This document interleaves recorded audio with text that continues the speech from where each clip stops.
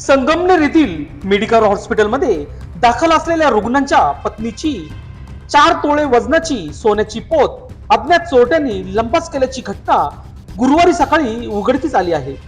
या प्रकरणी संगमनेर पोलीस ठाण्यात गुन्हा दाखल करण्यात आला आहे। याबाबत मिळालेली माहिती अशी, सुधाकर आव्हाड, वय वर्ष 68, राहणार सातपूर कॉलनी, नाशिक, हे रविवारी दिनांक 25 रोजी आपल्या कुटुंबियांसमवेत संगमनेर देवगड येथे यात्रेसाठी गेले होते। दरम्यान सुधाकर आव्हाड यांना अचानक त्रास होऊ लागल्याने त्यांना उपचारार्थ संगमनेर येथील मेडिकवर हॉस्पिटलमध्ये दाखल करण्यात आले। 2 दिवस आयसीयू मध्ये दाखल केल्यानंतर मंगळवारी त्यांना जनरल वॉर्ड मध्ये ठेवण्यात आले। त्यांच्या समवेत त्यांची पत्नी सीताबाई आव्हाड होत्या।